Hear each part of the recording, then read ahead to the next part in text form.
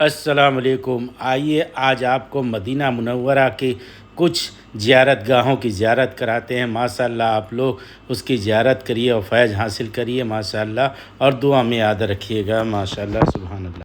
یہ مسجد قباء ہے، آپ لوگ مسجد قباء کی زیارت کریں۔ مسجد قباء کیا ہے؟ مسجد قباء اسلامی دنیا کی سب سے پہلی مسجد ہے۔ آپ صلی اللہ علیہ وسلم جب ہجرت کر کے مدینہ شریف آئے تھے تو یہیں پہ آئے تھے، اور سب سے پہلے آپ نے اس مسجد کی بنیاد اپنے ہاتھوں سے رکھی۔ اللہ تعالیٰ نے اسے تقوی پہ رکھی گئی۔ آپ صلی اللہ علیہ وسلم مدینہ شریف سے ہر سنیچر کو آتے تھے وضو کر کے، اور آپ نے فرمایا جو مسلمان بھائی اپنے وضو کر کے اپنے گھر سے یہاں آئے اور 2 رکعت نماز نفل پڑھے، اس کو ایک مقبول عمرے کا ثواب ہے۔ یہ دیکھیے آپ لوگ اس کے اندر سے زیارت کریے، سوچئے 2 رکعت نفل پہ ایک مقبول عمرے کا ثواب ہے۔ ماشاءاللہ اس کی کتنی عظمت ہے اس مسجد کی، سبحان اللہ ماشاءاللہ۔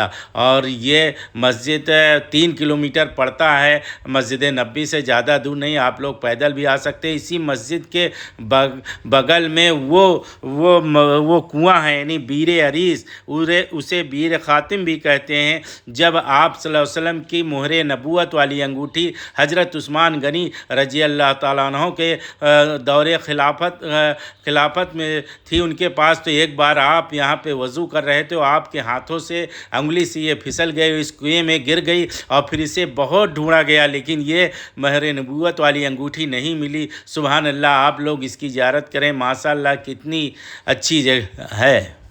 مسجد جمعہ، حضور انور صلی اللہ تعالی وسلم جب قباء سے مدینہ طیبہ کی جانب روانہ ہوئے تو مدینہ پاک تشریف آوری کے قبل بنی سالم بن عوف کے قبیلے میں پہنچتے پہنچتے زوال کا وقت ہو گیا۔ چونکہ وہاں جمعہ مبارک کا دن تھا اور جمعہ کی فرضیت پہلے ہی ہو چکی تھی، لہٰذا اس مقام پر سب سے پہلے جمعہ عملاً قائم ہوا، اور حضور اقدس صلی اللہ تعالی وسلم نے صحابہ کرام کے ساتھ جمعہ کے نماز ادا فرمائی، جہاں بعد میں مسجد جمعہ قائم ہو گئی، سبحان اللہ۔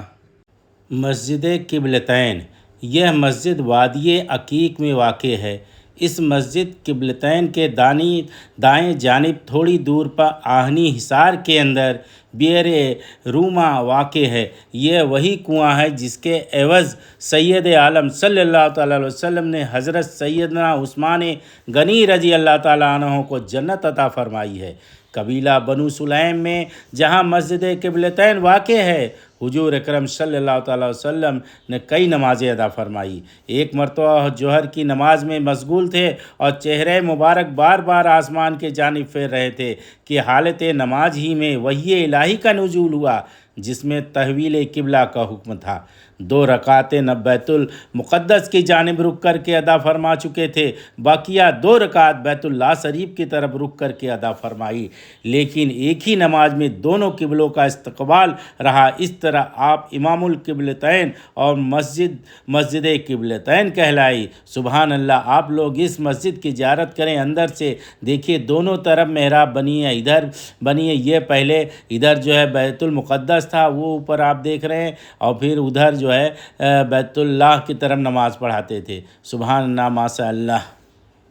7 مساجد، جب جنگ خندق ہوئی تھی تو وہاں پہ 7 مسجدیں بنائی گئی تھی۔ جنگ خندق کے بعد تو اس جگہ کے اب کچھ مسجدیں شہید کر دی گئی ہیں، تو اس کی جگہ یہ بڑی مسجد بنا دی گئی ہے، لیکن اس جگہ کو ابھی بھی 7 مساجد کے نام سے جانا جاتا ہے۔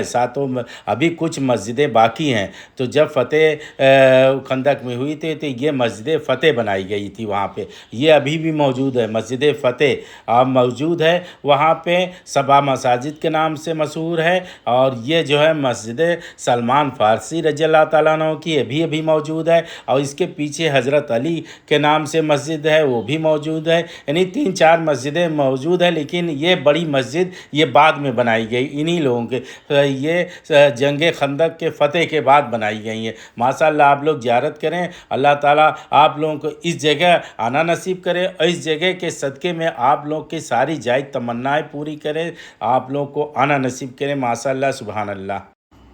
جبل وحد، شہدائے وحد، جبل وحد وہ پہاڑ ہے جس سے آپ صلی اللہ تعالی وسلم محبت کرتے تھے، اور یہ پہاڑ بھی آپ صلی اللہ علیہ وسلم سے محبت کرتا تھا۔ کوہ وہد وہ مشہور و معروف پہاڑ ہے جس سے مدینہ منورہ کا بچہ آگاہ ہے۔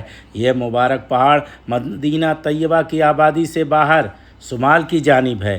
یہاں کفر و اسلام کی دو عظیم الشان لڑائیاں ہوئیں۔ اس مبارک پہاڑ کی عظمت و فضیلت احادیث مبارک اور دوسری روایتوں میں وارد ہے۔ حضرت سیدنا انس رضی اللہ تعالیٰ عنہ کی روایت ہے کہ ایک دن سید عالم روح فدا صلی اللہ تعالیٰ علیہ وسلم کی مبارک نظر کوہ وہد پر پڑی تو بے ساختہ زبان اقدس سے نکلا اللہ اکبر، پھر ساتھ فرمائے ایک پہاڑ ہے جو ہم کو محبوب رکھتا ہے اور ہم بھی اسے محبوب رکھتے ہیں۔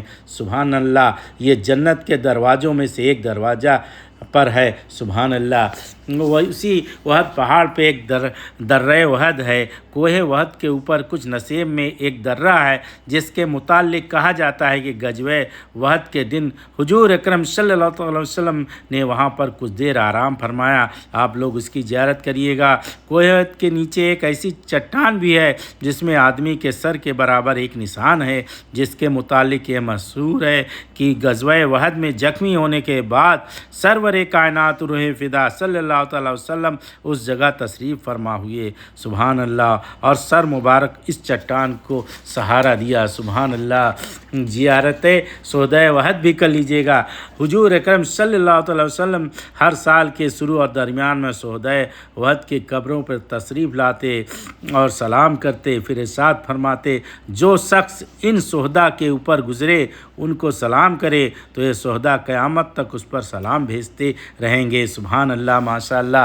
شہدائے وہد کی تعداد 70 ہے، 2 ایک کے علاوہ سب یہیں مدفون ہیں۔ ایک مضبوط سنگ چار دیواری کے اندر آہنی دروازے کے سامنے حضرت سید سودا امیر حمزہ، حضرت مصعب بن عمیر اور حضرت عبداللہ بن جہش رضی اللہ تعالیٰ عنہ کی قبریں ایک ہی جگہ نمایاں نظر آتی ہیں۔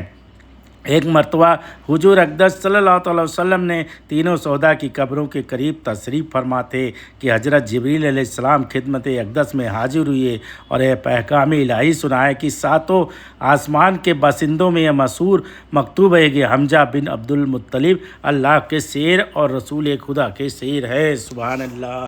اس کے علاوہ بہت سے زیارت گاہ مدینہ شریف میں ہیں۔ بدر شریف چلی جائیے گا، وہاں جبل ملائکہ دیکھ لیجیے گا، اور یہاں پہ مسجد نبی کے بغل ہی جنت البقیع ہے، اس کی زیارت کریے گا۔ صبح فجر بعد اور شام کو عصر بعد اس کا گیٹ کھلتا ہے، آپ لوگ اندر جائیے گا اور فاتحہ پڑھیے گا۔